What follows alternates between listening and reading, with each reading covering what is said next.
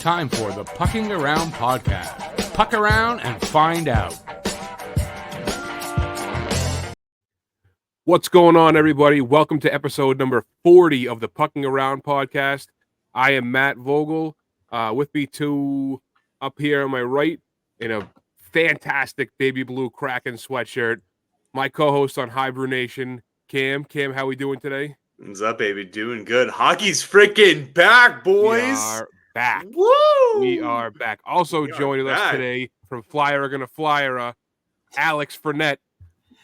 In a New England Revolution T-shirt. Oh, boo, soccer. I just threw this on to get us started. To be honest with you, I'm going to pick a random. That's a great hoodie. I had to point it out.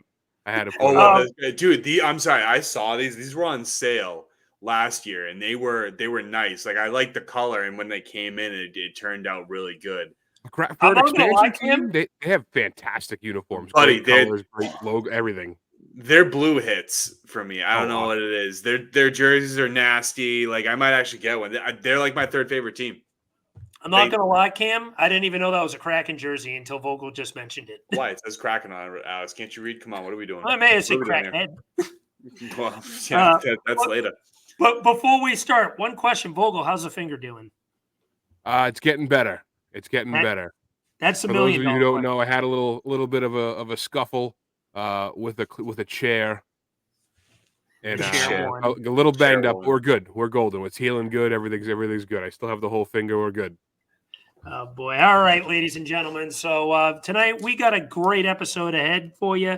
We're going to be talking about two major topics tonight. The first one's going to be the Metro Division goaltender rankings, continuing our goaltender tandem series from last week. And then after that, we're going to segue into a question based off of the recent relocation report posted by David Pagnotta. But Cam, why don't you lead us into this? Cool. What's up, guys? Before we get started, though, we had some breaking news, right, Alex, involving Evander Kane, more or less.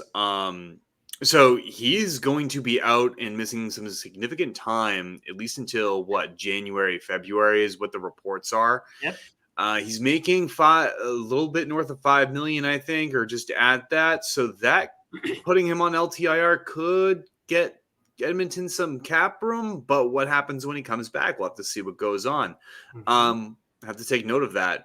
I feel like he's going to get the Mark Stone treatment, where the GM is just going to either push him down the stairs or he's going to get sucker punched in the kidney, but he'll be ready for playoffs. You know what I mean? I think that's where it's good. That's where they're going. Vegas did it. Why can't they do it? He's going to get mystery groin surgery. But it's not the groin that's going to be hurt. It's going to be a different area in the groin, and he's going to be out until they'll say about mid-April. They say it's about a 6 to 7 month healing process. Oh, the timetable changed. Our bad. The timetable changed. Sure, I'm sure. Right around game 1 of the playoffs. Right around game 1, he'll be back. Maybe game 2, just to make it look good. Just to be safe.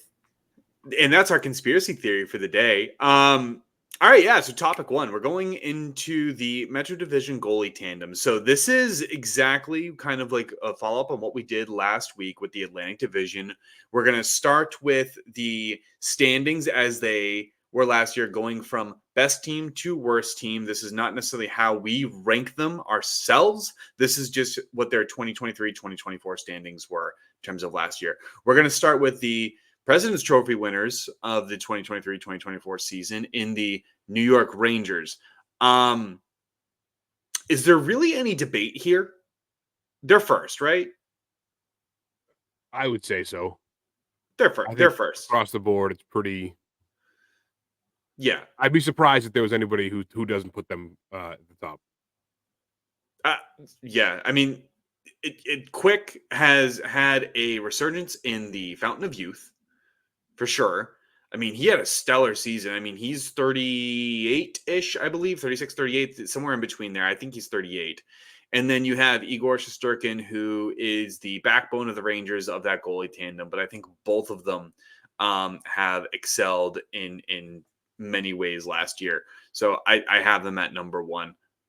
Any other reasonings you guys want to give? And Alex is talking on mute. Hey, you're muted. Oh, this whole time I was talking on mute. Maybe it was a blessing in disguise. Thank God. I saw his mouth moving too, and I got concerned. Oh boy. But yeah, I also have them at number one. Honestly, if this was a 32 team league wide, just going through 1 through 32, they'd probably be number one for me throughout the league. I think the Rangers are the best goaltending duo in the league. Igor Shesterkin, in my opinion, is arguably the best goalie in hockey. He's asking for a massive mega million, $12 million contract. And if he gets that, that's going to be a major asking point from the Rangers. But, he's absolutely incredible. And Igor's on his game. I don't think there's anyone better in the league right now. His save percentage has been north of 0.930 almost every year in the league. Last year was a little bit lower, I believe, but I think it still was about 0.928. But this guy's the air model of consistency, fantastic vision, great with the blockers, a good lateral side-to-side movement. Never seems like he's beat on a bad goal. And then, as you mentioned, Cam, Jonathan Quick seems like he's just found the fountain of youth again. Taking all that extra time that he had out with the Kings, now he's running a number 2 goaltending spot. Seems like it's really helped him. It's kept him in better shape. He's not being run into the ground like he was in Los Angeles. He's only getting probably high 20s starts, maybe low 30s at most a season, which not only is going to help preserve him, but helps preserve Igor too for when the season matters the most, when playoff time comes. So this goaltending unit just pretty much pretty much works off with one another and makes each other better. So yeah, I think the Rangers maybe not far and away, but are definitely number one in the division. Yeah, I don't have a ton to add. Shesterkin's awesome. He's a great goalie, like Alex was saying. He's probably, when he's arguably one of the best in the league. Quick, I have always liked him, even in LA. Kind of biased. He was a UMass guy. He has at least one cup, right? He's got 2. He's got 2, so he's multiple cups. 2012 I think that it was a no brainer putting these guys at number 1. Yeah, not even just that, like to kind of piggyback off of Alex too, when he just said, like, they kind of keep each other healthy. There was a stretch of games where I think Quick was getting the majority of the starts too, because Quick was just playing so well, and it gave Igor the opportunity to kind of to the appropriate rest that he needed. So he found the fountain of youth. I think the Rangers defense is decent. Has a couple holes, but I think those goalies have been certainly bailing them out. And Quick is magic. I remember Quick when Jerome McGinley had an empty net and it somehow curved around Quick and Quick made the save. I don't understand it. It was weird. So Quick is magic. So yeah, they're number 1. We're going on to who we think would be number 2. Speaking of number 2 in the standings last year was Carolina. Vogel, where'd you place them? Carolina, I have at 3rd. It's an interesting. 1 second, because I thought we were going in order of how we ranked them. I was unprepared. In today's episodes of when hosts are not prepared. You should have seen last night when we recorded. Yeah, I have them. I have them at 3, and really, again, I don't think they're too far off from the number 2 team that we'll get into in a little bit. But I think that Carolina is a really good team. I don't love them as personally, but I think they're a really good team. Yeah, I don't see them stopping anytime soon on what they're building down there. Alex. I also had Carolina at number 3. I'm blanking on the rookie from last year, goaltender name. Kochekov.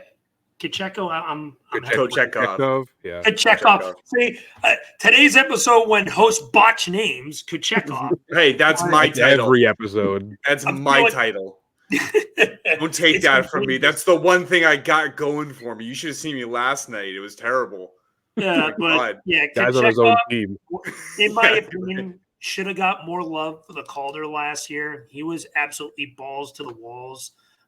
He would when you look at Carolina, that is a team that's kind of built similar to the way the Bruins are. They're built from the blue line out. Fantastic. Well, until this year when they had half their decor ripped to shreds by free agency. But that's besides the point. That's an understatement. Yeah, but Their blue line was fantastic. They had good, solid goaltending, and their forward core was good. But Kochetkov, in my opinion, is one of the better goaltenders in the league. I mean, young goaltenders in the league, I should say. So I look at Carolina. I think they deserve the third spot. I think that's about right for them.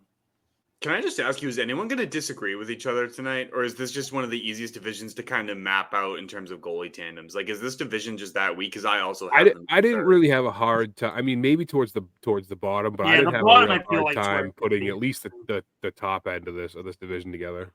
Yeah, because that's my thought process. Like I felt like I had a harder time doing the Atlantic than I did this personally. Like I think fair to say you have Carolina at 3 too. Yeah, no, easy. And it's because of what Alex said. Because I'm going off the same principle that I went with last time. The current state of the team, the coach, everything, history, precedent, all of that stuff. Carolina lost half their defense, and that's being generous. They lost a lot on the front end too. So it's kind of like. But Anderson's still a good goalie. Kochetkov is still a good goalie. I just don't think they're number 2. But I believe in Rod Brindamore, and he's a good coach, and he'll be able to get them to where they need to be, and they'll be a good tandem. But I think they're going to end up letting in a lot more goals than they did last year. I shouldn't say a lot more, a reasonable amount more, but not enough to kind of drop them below 3. I'm going to go off of what Rick wrote, because Rick actually wrote us some stuff before, and he actually disagrees with us here.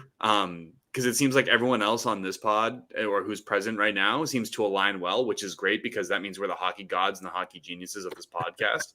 So that's all I'm saying. No offense to Rick or Matt, who's also there. Huh? Quick round of applause for us. A quick round of applause. Yep. Let's go. Let's go. Cold clap. Cold clap. Yeah, but by the way, for those of you who are listening and watching, Rick and Matt are off doing a live watch party for the Talking Hat for the Habs preseason game against the Philadelphia Flyers tonight, if I'm right, Alex. So Alex actually had the good graces to be here with us, but they're off doing their thing. They'll be here again next week if you missed them. Rick had Carolina at 2, so he kind of didn't have them moving. He said that Anderson was still solid, but needs to stay healthy. That's the big thing too. Anderson's health is why I have them at 3. They might roll with Kochetkov to start and maybe have a 1A, 1B situation like Boston did. So that's why I have them that low too. And I want to add something too. Freddie Anderson, he was coming back from the blood clot issue last year, correct? Yeah, I'm glad that he's doing well. Fantastic news there. It was similar to what Chemo Timonen dealt with in, I think, 2014 or 15, sorry.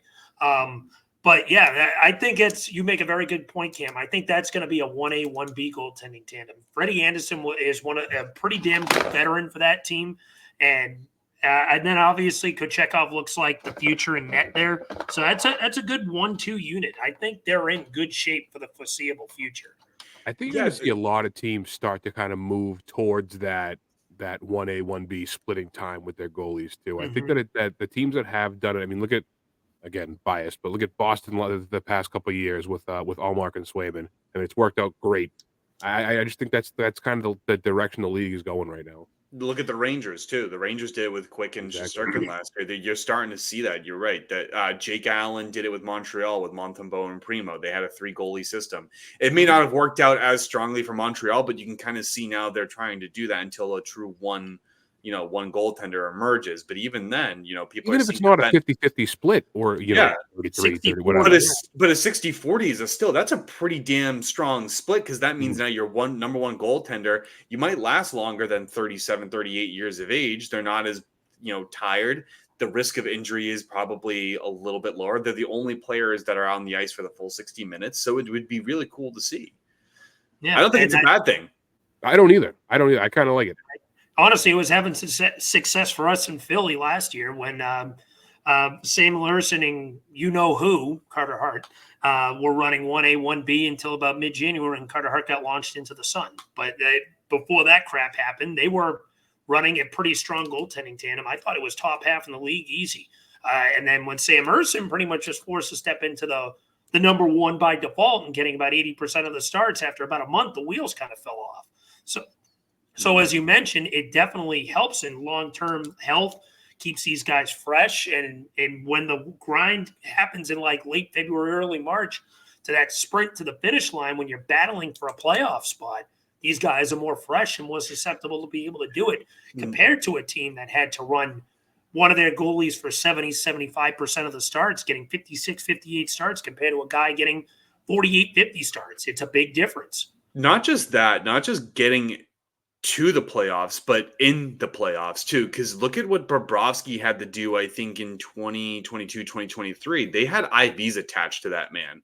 Like, you know, he was playing at such a high level, and his age takes into account too as well. But he was losing significant weight. Like, it's just important. Now, that could probably happen too when you're playing, you know, games very closely to one another. But it's still something to look at and say, well, now if your goalie, your starting goaltender, your number one, it is kind of on the fritz. We need to give him a day, and we're ahead in this series. What's the shame of giving that 1B a look? And if we can sacrifice a game to make sure that we can proceed moving forward. I think that's a pretty good, and you know, not to jump ahead, but for who you got, who's next on this? For the third place last year for the Metro was the Islanders. Where do you guys rank them? Because I think that's kind of a good segue, Cam, because I have a point to make on that. I have Sorokin and Varlamov. Varlamov at number 2. Yes, for goalie tandem ranking, they're just good, and it's Patrick Roy's system, and Varlamov played under Patrick Roy in Colorado for, I believe, a very short amount of time, but he was there. He responds well under Patrick Roy. Roy is was a well-established goaltender. He's very famous for obviously storming off the Montreal ice and letting in a lot of goals intentionally because he got pissed at the coach, and rightfully so. But he's just good at tutoring out how to build a system that benefits goaltenders. And Sorokin is already easily a top 5 goaltender in the league with what's in front of him. That team really doesn't have a solid defense, to my belief. It's kind of on the mid end of things, but Varlamov and Sorokin have both been able to show that they can play in that system and make smart reads. What else do you guys have to add to that? So that's what I was going to say. Speaking of, you know, splitting, it doesn't have to be 50-50. It could be 60-40. I think that Sorokin, like you said, he's one of the best goalies in the league. But also, if you want to start splitting time, you could do a 60-40, or you know, even break it down more like 65-35, whatever.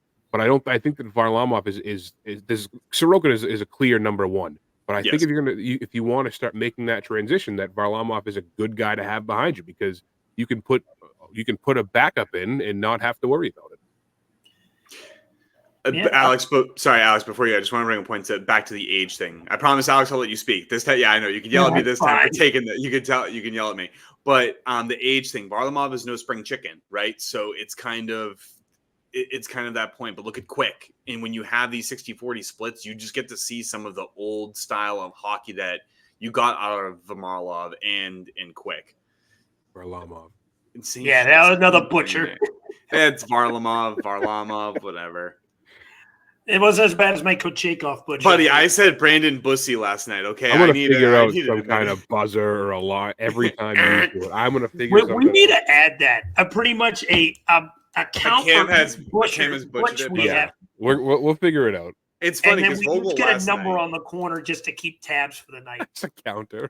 It's funny because Vogel last night was just like, I swear to God, you're doing this on purpose. He just goes, some of them, I feel like, at a certain point. Oh, okay, Lord. maybe. Yeah, some are just genuine mistakes. Maybe others are on purpose. I don't know. I can't give my secrets away. Got to keep the people happy. All right, Alex. To keep the boredom going, I also have the Islanders at number 2. Sorokin had a rough year last year. That's something that I think that needs to be pointed out. He was not the Vezina caliber goalie that we have been accustomed to seeing. And Varlamov stepped up when the Islanders were struggling. And I think Patrick Roy was a big reason for that, because the Islanders were in a free fall mode. What we made fun of that team for so much is they were the kings of the loser point.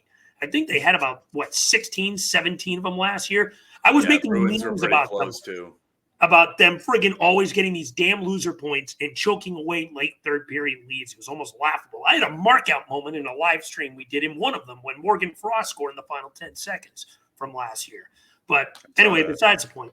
The thing with the Islanders, though, was when they were in that free fall mode kind of around the midway point of the season when Patrick Waugh came aboard, Varlamov was that stable goalie, not Sorokin, which was quite surprising. And Varlamov being 36 years old, having that extra rest, being a 1B goalie, as we've been piggybacking off these last two teams that we talked about, he had that significant rest to come in and actually give Sorokin time to get his head right. Now, I think Sorokin will be back to clear form this upcoming season. Yes, that's a big reason why I have them number 2. I'm writing that as a bad one-off year for him. I think he'll be back to his .925 plus save percentage. He'll be competing for the Vezina again. Varlamov will be going back to 30, 32 starts. But that's the thing with the Islanders. When you have two good, reliable goaltenders like that, it helps things a long way. That was a big reason why this team made the playoffs, was how strong they were in net, because they couldn't score goals with their depth. Their depth scoring was terrible. So they got in on the skin of their teeth. You're right. And it wasn't because of their depth. It was because their goalies took them to overtime to get as you said, those loser points. I'll point out that, yes, the Bruins were pretty close to them. I think they were the second or third team that had the most OTLs, albeit most of those came in the month of February where things just hit the fan. But it doesn't matter. It's no excuse. You still got to find a way to win, right? You see, at least with the Bruins, I could say they still would have been a playoff team if they went with the 3-2-1-0 point system, because they did accumulate a lot of wins. Yeah, they did. They almost had as many loser point games as regulation losses. It was kind of crazy. But besides the point, getting off track, I think the Owls are number 2 just for the sheer fact of how strong their goaltending was last year, the depth, and I think Sorokin's going to rebound strongly this year. Just for the sake of argument, I'm going to bring up what Rick had. So Rick actually had them at 3. He said that Sorokin was the top goalie in the league. Kind of gave Varlamov a little disrespect. He said, getting old, but still has gas in the tank. And I feel like, you got to evaluate that situation at the whole, right? Like, we talked about Patrick Waugh, and all that, and his impact, and, what he'll have on them. And the fact that Varlamov played in his system before, all those benefits, and that he just genuinely has a good system for goaltenders. So, I don't know. Rick, I think you missed on number 2 and number 3, big guy, but that's okay. We're gonna move on from that. I think he's going to pop in here eventually, so you can let him know. Probably, yeah. I'll yell at him then.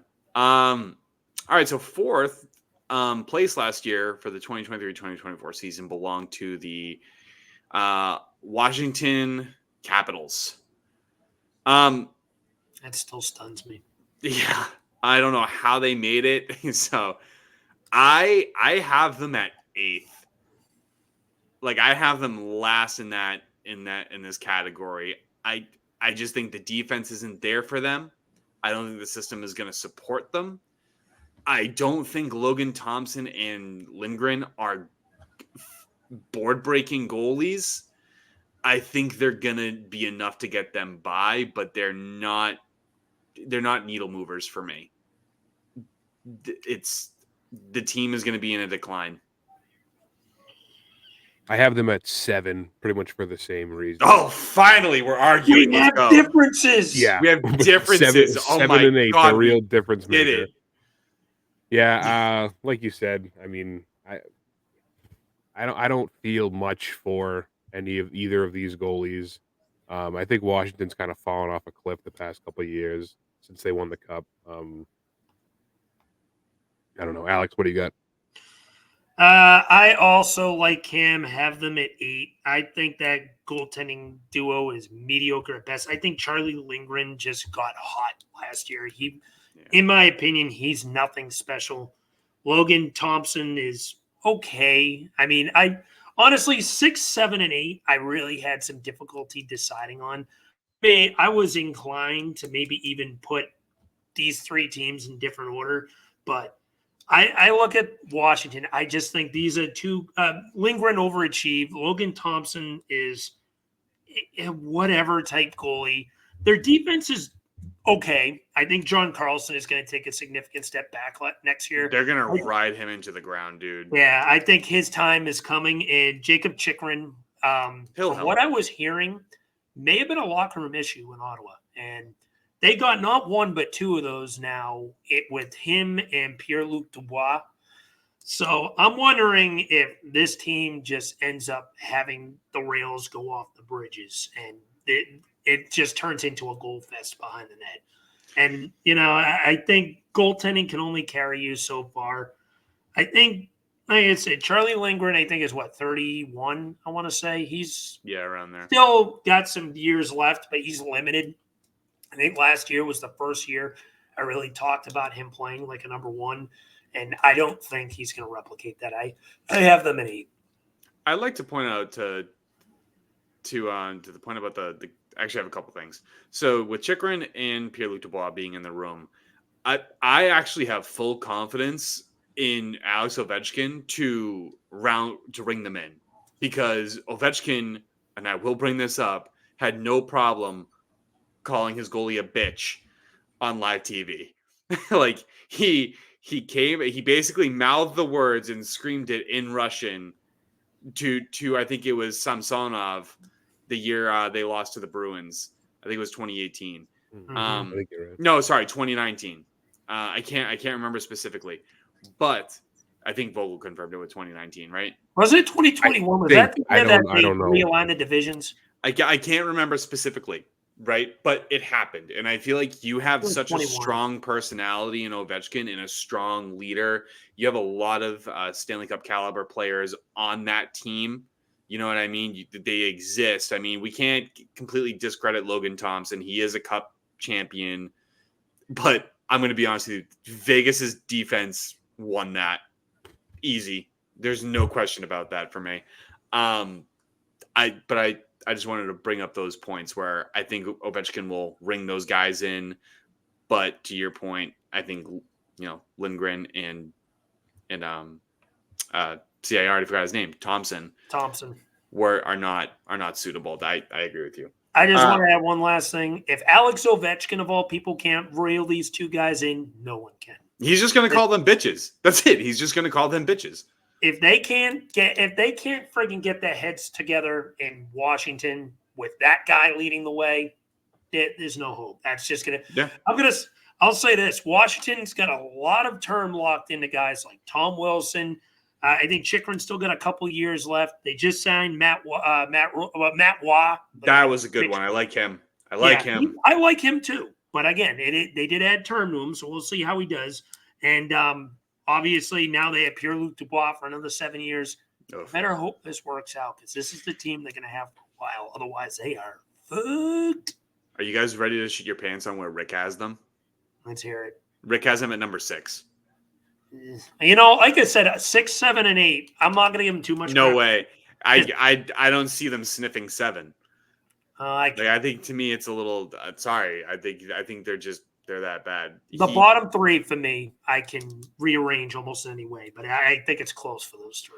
Well, Rick's justification was that Lindgren is an average, but he can step up. Okay. And then he said Thompson's an adequate backup. And that just speaks to me that's saying, okay, so you have 2 backup goaltenders in that situation, right? So that's my argument, I guess. I feel like we're bullying Rick. Is this ageist? Are we beating him up again? No, he's not here to defend himself. You can say whatever you want. No, that's it. Man beats up old man. We're gonna get fired. No, no. We beat him up in the Ovechkin debate when he came in and we said 3 words and he just goes, "Okay, never mind. I don't want to do this anymore." That was when we beat him up. Go watch that episode of the segment, ladies and gentlemen. You could have put that on. You could have put that on a friggin' porn site and just said 2 young men abuse the crap out of old Keith. No, Vogel, that's the Bible, but we can't get into that. All right. So last year, in 5th place was the Pittsburgh Penguins. Vogel, where do you have them? I have them at 5. I have him at 5 because I think Tristan Jarry's not a bad goalie. I don't know a ton about. Yeah, I need listen. That thing. And another butcher. I don't know a ton about the backup, but I don't think that Pittsburgh hasn't been as good as they have been in the past couple of years, and I don't think that's on Jarry. I think it's the rest of the team. I think that he's a solid goalie. Like I said, I have him kind of in the middle because I don't know much about the backup there. I when Djokovic? yeah, I don't really know a ton about him. I haven't really. I mean, he's a solid backup. Yeah. I think I was I think he's curious a to solid see what backup. Alex, being a Flyers fan, what he thought about this one. So, yeah, I also have them at fit. Nick Genovich is actually a half-decent backup. I watched a couple of Penguins games last year, and I think this guy is probably one of the better backups in the league. But the thing is, Tristan Jarry is at the point that he is very streaky. There are points this guy looks like he's fantastic, and I think he had a good year last year, actually. Honestly, if we were going based off of last year's goaltending rankings, I'd have them higher than 5. I think they'd definitely be higher than the team I have at 4. And honestly, I'd even argue you can put them at 3 because the Penguins' goaltending was actually pretty good last year. That wasn't the reason why they missed the playoffs. The reason why they missed the playoffs is because their power play was absolutely anemic. But that's besides the point. But the thing with the Penguins is their goaltending. I mean, Nick Genovich is actually a half-decent backup. And Tristan Jarry had a good year last year, but his career has been very streaky. Nedeljkovic. See, another butcher. I'm up to 2 now. We got one. I'm up to 2 now. I'm in the lead of the butcher contest. We need a counter at the top left of like how many times Scores names me are butchered. 2, We need a Cam 1, scoreboard. Vogel 1. But anyway, and then Tristan Jarry has had a very streaky career, but he had a good year last year. I think the Penguins rode him a lot, and their goaltending in general. Like the Pens' decor is mediocre at best. I don't like what they're doing back there. Erik Karlsson is still a great offensive defenseman, but his defensive style of play is mid at best. Chris Letang looks like he's shot at this stage. I don't know why. They ran him into the ground. That's it. That's it. And then, God bless the guy. He's come back from what? Didn't he have 2 strokes or something like that? Yeah, I'm amazed. God bless the guy, It's but he's still amazing. playing hockey. What a guy. Crazy. But, he is on hole 17, 18 of his career. Out of the big 3 that they have, he's the one that's closest to the end, in my opinion. So I think that the decor of the Pens could make it a little bit more difficult for them. He had another year on Letang. He had another year on Karlsson. Yeah, add another year on the main clump of that defense. And they have the oldest roster in hockey. So that whole team as a whole is just getting old. And it's just going to put more pressure on this goaltending. So I don't think they're going to have quite as good of a year as last year. That's why I have them at 5. I'm going to agree. I have them at 5. I think actually, I think no, but they're good points. I mean, unfortunately, I think this division was just kind of easy to kind of tutor out. I think Pittsburgh was carried by Jarry. I think Nedeljkovic is a good backup. I think the problem is, as you guys all alluded to, is that the defense. Letang is old. Karlsson's getting old. They really don't have much in the way to really replace these older guys. I mean, they just signed Matt Grzelcyk, which is going to probably be more of a defensive liability as they move forward. Have fun.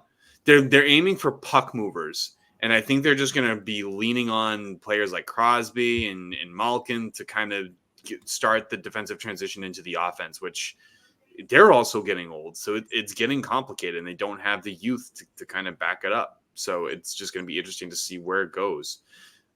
Rick also has them at 5 for the same basic principle. On Alex said, Jarry needs to be more consistent. He needs to play less than 55 games because apparently it's just killing him. And Nedeljkovic is a bit up and down, but I would argue he's pretty solid. They've had to step up. I think those goalies have carried Pittsburgh more than we give them credit for, but I don't think they're still better than the teams above them. Mm-hmm. That being said, a team that finished 6th last year in the Philadelphia Flyers. Why don't we start with Alex, since he's the local Philadelphia Flyers fan? How did it feel finishing once again under the Pittsburgh Penguins? I'm actually kind of glad because we got a better draft pick than them, and Pittsburgh ended up losing their first, since we both didn't make the playoffs anyway. So, screw them. If they ended up bottom 10, if we both ended up bottom 10, I may have been a little more butthurt. But the fact that they lost their first round pick, they were close. San Jose, they were close, but they didn't. So they didn't. No, so fuck them. Almost only counts in horseshoes and hand grenades, and I'm all and out blackjack. I always use that sure. in blackjack too. You can win with not a 21. Vogel gamblers here. Rick would not approve. But Just wait till the season anyway, starts. I have the Flyers. DPM bets coming at you. DPM bets brought to you by Alex and Vogel. We're gonna bring degeneracy back to DPM. Vogel's gonna have a 12-leg parlay just on an Edmonton Just Oilers wait. game. He's gonna The be like, guys, over-under if was- McDavid scores 17 points this game, I'm gonna be rich. I'm walking away with $2 million. I can't wait. The over-under of live botch names in this episode is 6.5, folks. Minus 120 for the over, minus 110 for the under, folks. What do you have? Live bet that shit. Smash the over because I got more botches in me. DPM takes 10% of the royalties too, by the way. Yeah. So just be careful. Exactly. All But right, Alex, lay anyway, it on me. to Lay get it on me, back on Alex. track, I have the Flyers at 7. And, the issue with my team is this is what I went over actually on Flyer 11 with Filibuster a couple days ago. The make or break of this team is going to be goaltending this year. Samuel Ersson was very streaky last year. He was great from about after the first 4 starts to about the time Carter Hart left, and then maybe a couple weeks after, and then the wheels kind of fell off after he started playing as a true number 1 because they didn't have a backup. So Samuel Ersson is good, but he played more of a streaky good. He also played horrific to end the year when the wheels kind of came off and he was letting in beach balls. So, and then Fedotov, I'm not going to take too much into what happened last year. He played 3 games. He came in the middle of a friggin' playoff push. He took a month off after the KHL season ended. So, I don't know what to expect from Fedotov yet. He's a giant question mark. I think he could be fantastic. He was good in the KHL, but the issue with the Flyers is with their goaltending, it's a lot of question marks. This team could end up jumping as high as 3 or 4 next year, or they could be 8th by a landslide. I put them at 7 just because of the uncertainty. Is Ersson going to play at the level that he was for about half the season, or is he going to go back to letting in fucking lead into the net? Is Fedotov going to get back to his borderline KHL form, or is he going to struggle to adapt to the NHL game? So it's more question marks than anything. That's why I have him at 7. Let me ask a question because I know I would have gotten this wrong. It's Fedotov because I've been saying Fedotov. I was I saying thought the the same same thing. shit. I was saying So the before same I get buzzard, I don't want to. I'm going to give you a break for that because I was saying Fedotov. Fedotov when he first came over, and they pronounced it Fedotov. All right. So that's an easy one to butcher. So I'll give you a half a butcher for that one. Okay, well, we don't do half a buzzer. So what's it gonna sound like? Like I don't know. Like what are we gonna do? Cam, where do you have him? I'm gonna credit Alex a little bit more than 7. I actually have him at I have him at 6. Yeah. Yeah. I think Fedotov and Ersson have something to prove, but I just think they're better options than what Washington, and we'll get to my 7th place team later. I just think they're just better options right now. I think their defense will be much more established under Tortorella. You have Jamie Drysdale, Cam York. You guys still have Risto, if I'm not mistaken. Yeah. So I mean, you guys still have some solid Travis Sanheim.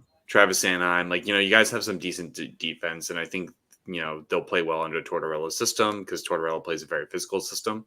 And a very disciplined system at that as well. So, and you saw it last year with the PK. I mean, if you just look at it, you guys led the league in shorthanded goals. So, all the credit to Brad Shaw there, by the way. I don't know how the fuck he didn't get a head coaching job. I was stunned and I'm thrilled he's still here, but I don't know how he did not get a head coaching job. Yeah, I mean, it's crazy. And I think, with adding Michkov there, so I think he'll have a good 2-way game that adds to it and kind of help out.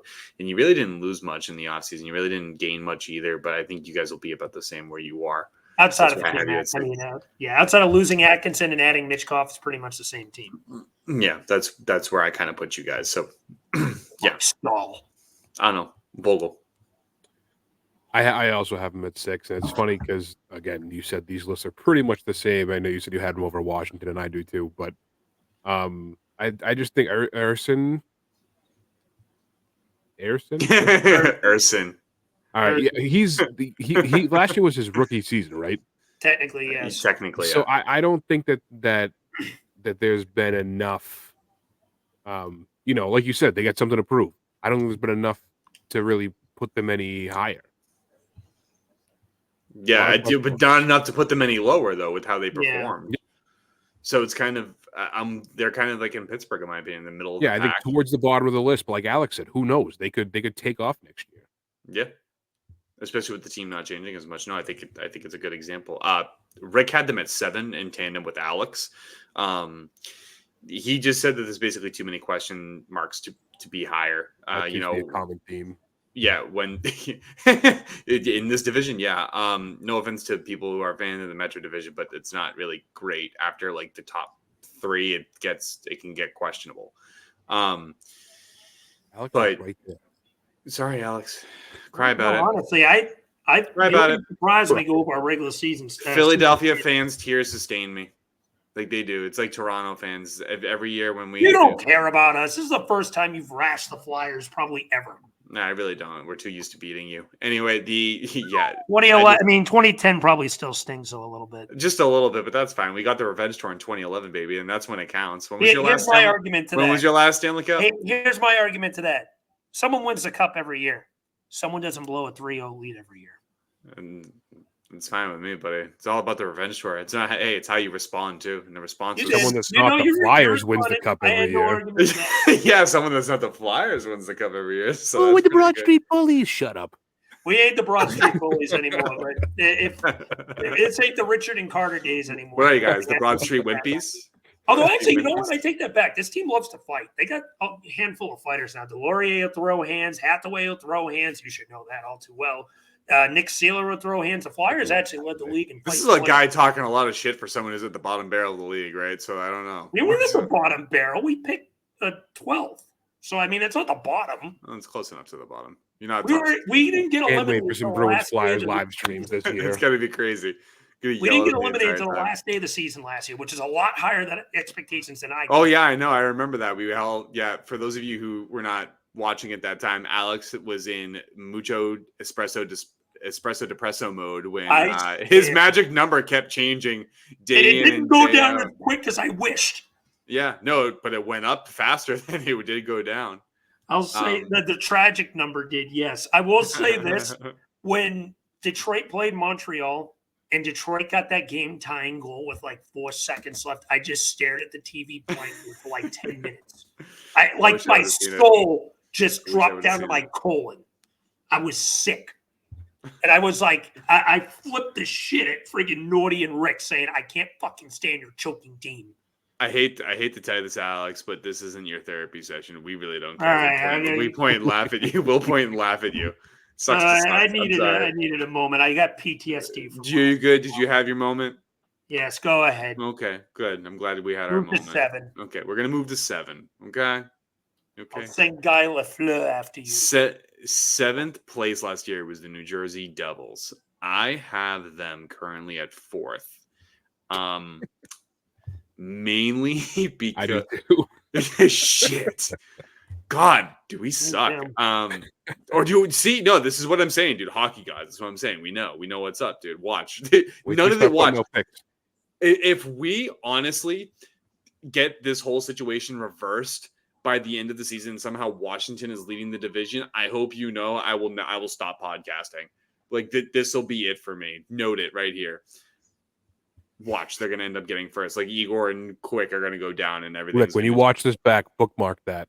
Bookmark it. Clip that. Count it. That and save Write it down. Write it down. Write it down. On man of my word. No, I have New Jersey. They got good acquisitions in Markstrom and Jake Allen. The only issue is their age. They're both 34 years old. I genuinely think they're going to split time between the pipes. I think Markstrom has to prove he can retain it. And I think Jake Allen has to prove the effectively the same thing. Career-wise, they're very similar in terms of stats. New Jersey's defense, pretty young, but pretty good. I don't know how it's going to perform under Sheldon Keefe's system, but we'll see. We'll see how that translates. But New Jersey number 4. Who wants to take next? And then Vogel go. Yeah, Sheldon Keefe's a bum. That's all I have, like I said, Fucking I also loser. have them at 4 too. I actually thought this team was going to be a lot better last year than they ended up being. I think that in terms of goalies, very middle of the road. Nothing stellar, nothing terrible, like you said. Markstrom, he's he's has times where he's good and he's a pretty solid goalie. But I think that New Jersey is going to be a lot better this year than they were last year. I don't know why. I just have a gut feeling. And I think that in terms of goalie, it's just middle of the road. Nothing. There's nothing that really brings them down. But obviously not on the same level as the Rangers, the Islanders. I also have them at 4th, and like you, to piggyback a little bit, I had much higher expectations for New Jersey last year. I actually had them winning the East at the beginning of the year. I had them, same ballpark. How'd that turn out for both of you? I know. They were the biggest disappointment in the NHL. Maybe you guys don't. Maybe you guys don't know everything. Maybe it's just me. Oh, excuse me. I just don't know you're not allowed to watch DPM bets, dude. Get out of here. You're not allowed to ride. Not if you're going to tell people to bet on New Jersey and then they end up You're not allowed to take any of our picks for the week. So hold on, you guys are going to be the ones giving betting advice, but then the team that you guys thought was going to come out of the East last year ended up in 7th in the Metro Division. So that's good. Yeah, you don't hit all your picks, dude. If you're 55%, you're a great bettor. Just remember that. Your target is 55%. Okay. But anyway, New Jersey, I also have them 4th. Adding Markstrom was huge. This was the biggest need that this team had. They were a carousel in net last year, and everything they tried sucked. Everything. So adding Jacob Markstrom, that's 3 botches. I am on a roll tonight. What the hell just happened? Did you just short circuit? I just had a stroke is what just happened. Oh, come on. We just talked about Chris Letang. Let's not bring this. Come on. Okay. What are we doing? We're family fucking friendly here, okay? Let's come on. But Jacob Markstrom was a good ad for this team. I think he's a top-end goaltender in the league, top 15 for sure. I want to see how he does, though, in this new environment. He's been in Calgary for the majority of his career. So now he's in New Jersey. And then you have Jake Allen as your backup, who's a pretty serviceable backup, in my opinion. I think you should get about maybe 25, 30 games or so. By the way, he's not going to play 40, so he will only be worth the 3rd round. He will be playing 40. Sorry. He will not be playing 40. He's only be worth the 3rd round pick. They're both 34 years old. I don't see Markstrom. No, Markstrom's the guy there. Hey, he'll get like 40. Barring injury, that's the only way he gets 40. Nope. Barring injury. I disagree with you. I'm going to fight you right now. Vogel, be the tiebreaker. How many games do you think Jake Allen plays this year? 40. Oh, really? That's right. I think that's honestly, my co-host, baby. You're outnumbered in every aspect of it. In all seriousness, I don't think he gets that many. I think it's going to be probably like 30 to 32. But I think Markstrom won't be running to the ground like with the 60-game run. He'll probably have about 48 to 50 starts. New Jersey's going to want to keep him relatively fresh, because I do have a legitimate backup in Jake Allen. I think he's very respectable, probably a top-end backup in the league. But the issue really with New Jersey, like I said last year, wasn't net. It was a carousel. So they're getting Dougie Hamilton back. He missed practically all last season with the pectoral injury. They added Brett Pesce to that D-core. So this is going to be a team who I think takes a step forward this year, and goaltending and defense are going to be a big reason for it. Shocker. Rick has New Jersey at 4 too. He's basically said the same thing as Alex. I mean, no, it's true though. Like that's it. That's what it is. Markstrom is a solid, if not a little inconsistent at times. Allen was once the best backup in the league and still get it done most nights. So, but he started from Montreal and he was stellar for Montreal. That's why I think Jake Allen might steal the start from Markstrom. He was stellar, but he was good. Jake Allen was also the starter for the St. Louis Blues, I believe, for a while. Well, that was a few years ago, though. Yeah, so, I mean, don't forget, like, he was a starting goaltender, and he still has a lot in that tank.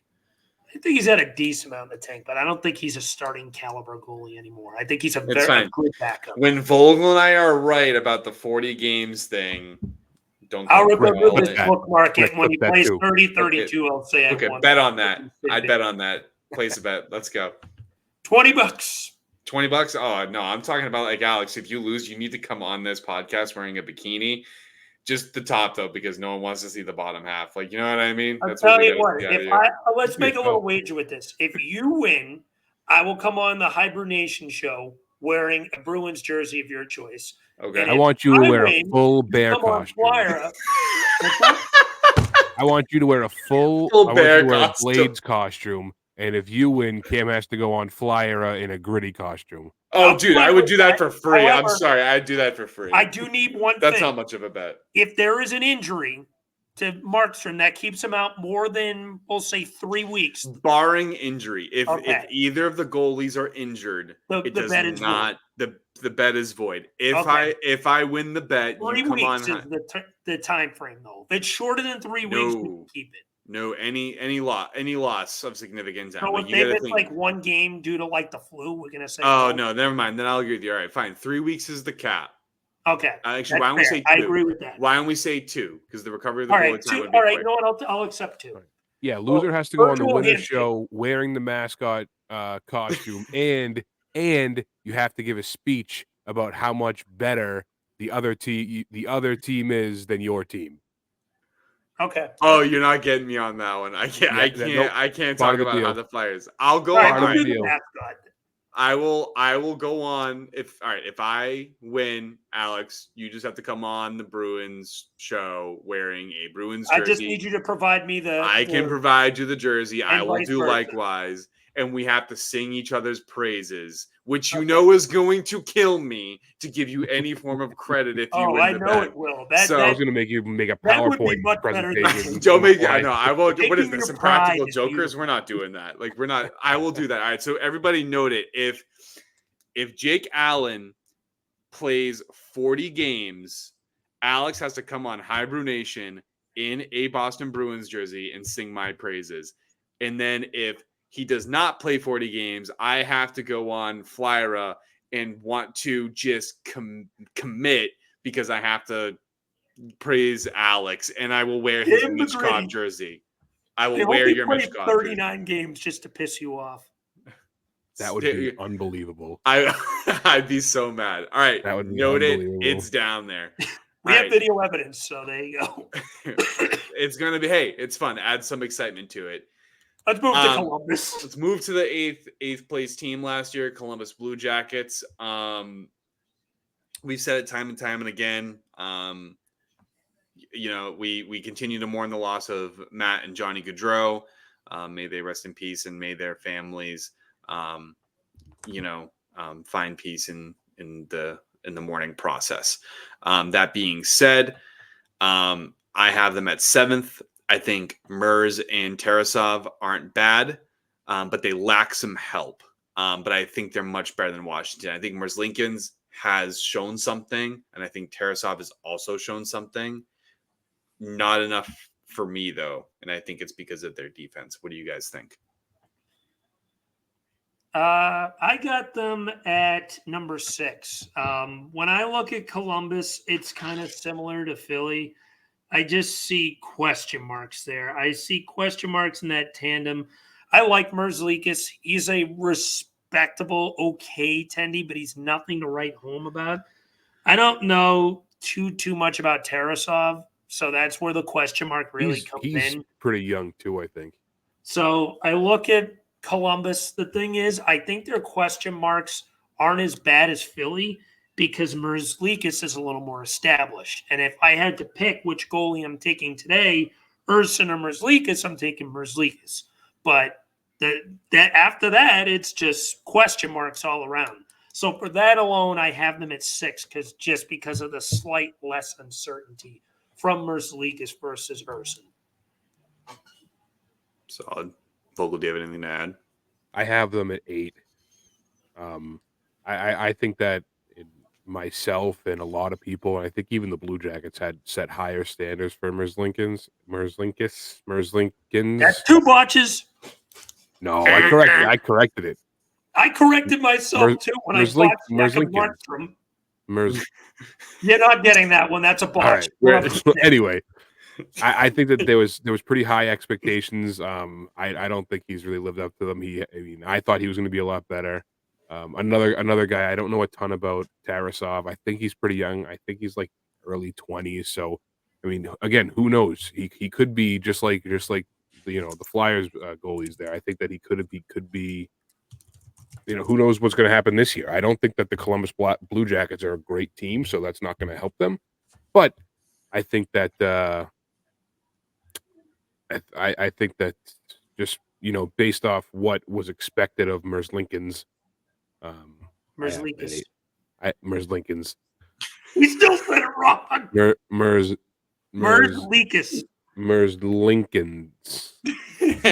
Abraham Lincoln. All right, the overhit on the botch fest. Vogel just had 3 in a sentence. No, there's a fucking N in there, dude. It's Merzlikins. And silent. Oh God! Come on, Vogel, you could do it. Let's go. Pick it up. Pick up right where you left off. Elvis. Okay, you got the Elvis. This is good. Merzlikins, dude. This is Merzlikins. Hey, we got the same birthday. Yeah, Merzlikins. I'm sticking by it. Okay, stick by it. I'm here. Yeah, Elvis Merzlikins stinks. Tarasov he's 25 years old. He has a 908 save percentage, 318. Kim, say his name. Merzlikins. That's exactly what I said. Yeah, I think that's exactly how it's pronounced. You're not going to let this go, are you? Sure is right. Yeah. Right, sorry, go ahead.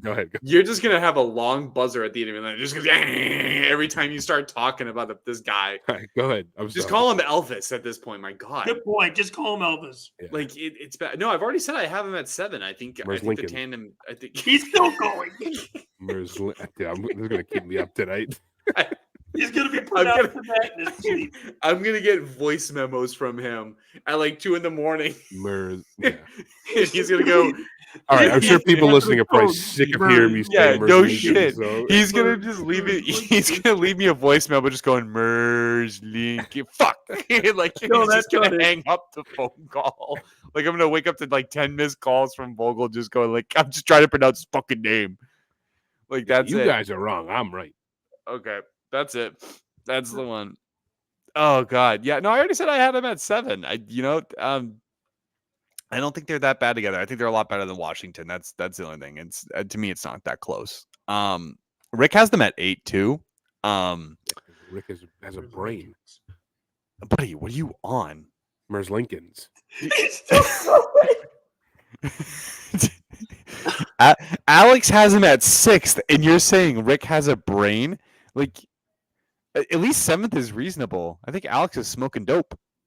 You said Rick was smoking dope, having Washington at 6. I said 6, 7, and 8 can go any real order. Oh God, no! I don't. And Merzlikins has to play behind Kent Johnson. So, what are we talking about? The real reason. There's the hatred. Blame Kent Johnson. There's Kent Johnson. Fucking hate yeah, that guy. It's he never did anything to Vogel, and we just hate Kent Johnson. That's taxes and Vogel's disdain for Kent Johnson.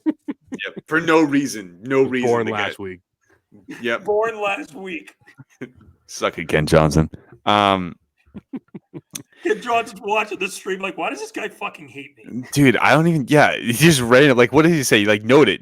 I'm no longer a Ken Johnson fan. I don't even think you were a Ken Johnson fan. Alex, I don't even Ken Johnson. I want to talk to him. We need to bring Kent Johnson on this show and just have Vogel have a conversation. Why? So he can have why? So he can apologize to Vogel or vice versa? Like, what's the conversation going to be I just about? want to tell him that he was one of okay, ladies, draft everything busts fixed for the past 5-10 years. What do you mean? He only played 3 years and he had a pretty good year. Like, I think second year. All right, I don't want to get into it. Just leave the guy alone. Like, you just missed. You missed. It's all right. We get it. You might, by the way, Vogel, you might be right. I looked at the Google pronunciation. I might be Merzlikins. Yeah, that's right. That's what I said too. Suck it. I'm still counting as a botch because you suddenly. Why are you counting as a botch? Oh my God! Listen, we're moving on from this because you two need to hash it out like somewhere else other than here right now. And that, ladies and gentlemen, was the goalie tandem rankings for the Metro Division. Yeah, it went so smooth. Suck it, Merzlikins. Like that's where you we're and at. your weird fucking name. Dude, yeah, wow. All right, don't bully his name. I have a weird last name. I have too, a weird. right? Listen, my last name's botchable too. Alex, this isn't your therapy session, Alex. We're moving on to our second topic of the night, which is Alex is going to explain to us what it is. So David Pagnotta came out with a tweet a few days ago stating that the NHL is in process of potentially moving forward to 34 or 36 teams in the foreseeable future. And this has been something that's been under discussion ever since Seattle came into the league. So I thought of an interesting question for the group to talk about. If you had the opportunity to add 2 cities into the NHL, which cities would you pick and why? So, Cam, let's start with you. Who would you pick and why? I guess I'll. Yeah. Your voice just went to shit. Yeah, I know, right? I have Houston for one of them. They've been petitioning for this for quite some time now. They're a huge sports city. They have the Astros for one thing. They have the Houston Texans for another. I believe they also have a basketball team, correct? The Rockets. Yep, the Houston Rockets. They're just a big city. And if you just look at the amount of success that Dallas has had since their inception, I think they want a piece of it. And I think it would be a good interstate rivalry. So I think it'd be good for them to have it. It would be another amazing addition since, we want to have hockey in the sandy areas so well. So, I mean, look how well Arizona worked out. But it seems like Texas is a good spot. It's a great sports place. My second would be Green Bay, Wisconsin. It's just a prime state for hockey. You know what I mean? If you just think about it, the weather is very fitting. It's indicative of, Minneapolis, or Minnesota in general. Yeah. So it just seems like a suitable place. It's another Midwest team that could help grow the game in that area. And the people over there are just genuinely sports junkies. They're great to have.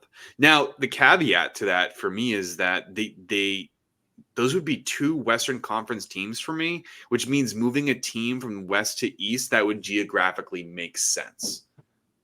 So those are my picks. Vogel.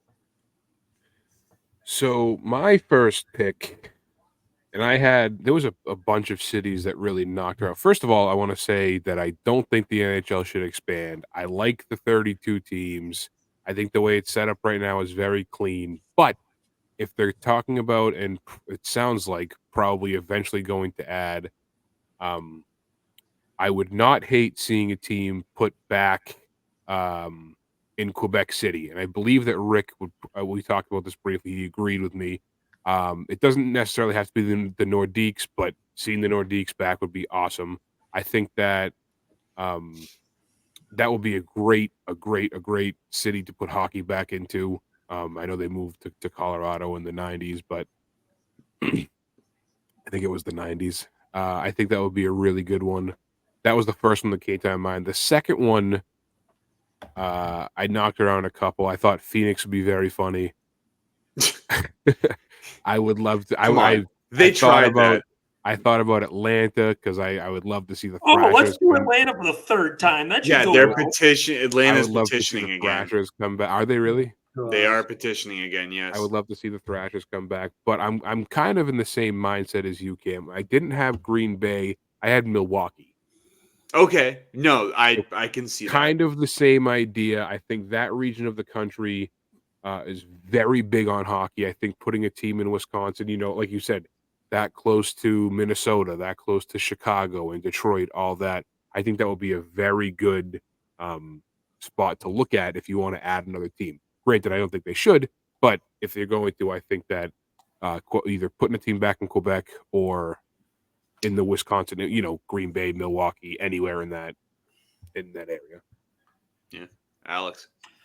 To piggyback off Vogel, I absolutely agree. Please keep it at 32 teams. We don't need any more, but it seems like it's inevitable. The way the playoff system is structured with 32 teams, 16 in the playoffs is already slightly debatable, but I would at least take that over to adding anything else.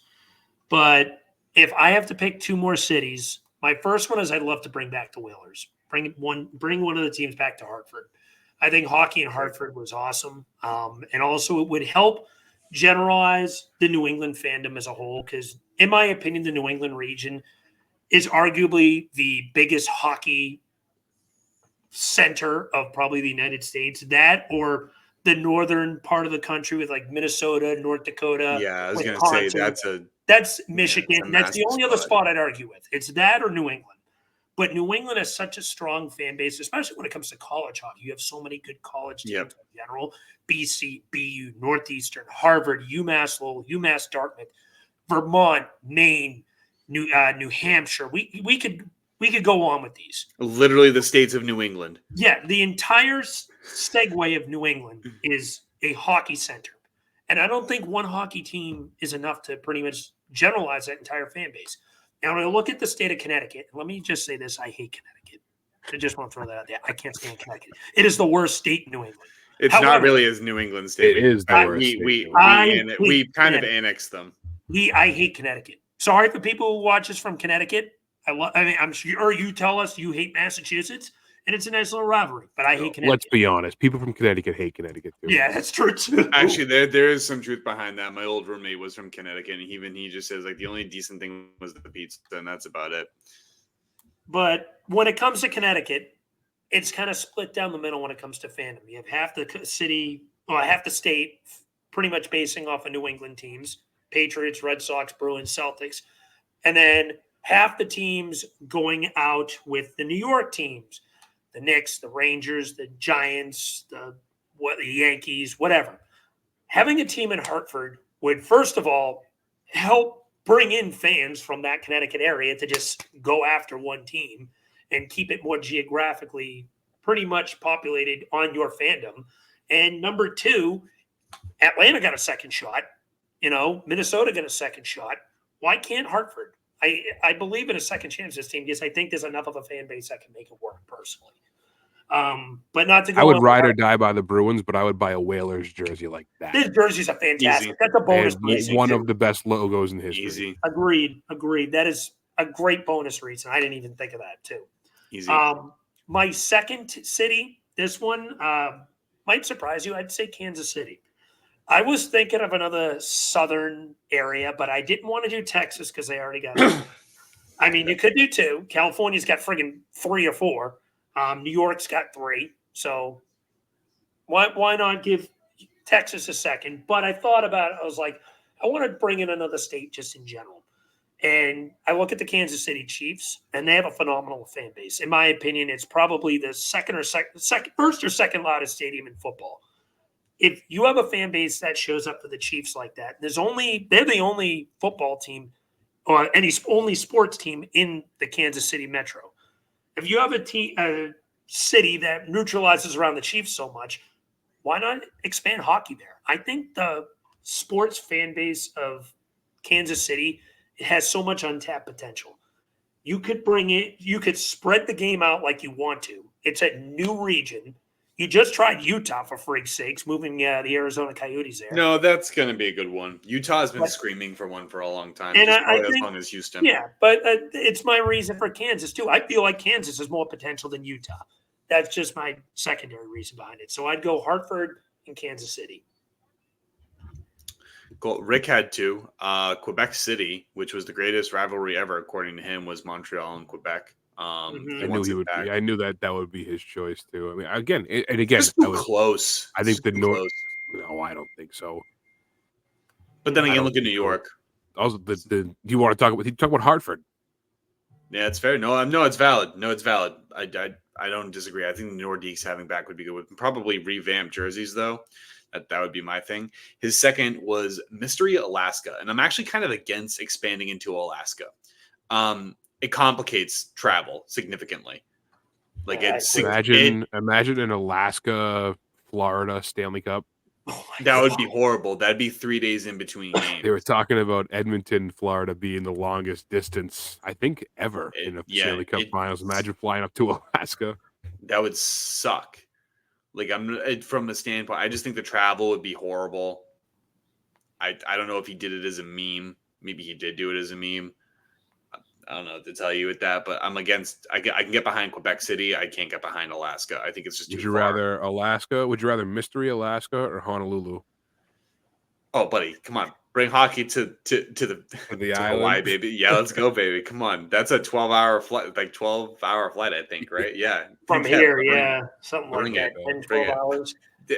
The day Honolulu ever asks or Hawaii ever asks for an NHL team will be when hell freezes over, quite literally, because that's what it would be like to have a fucking ice rink in Hawaii, in a tropical island, effectively. So it's not happening, but that would be awesome.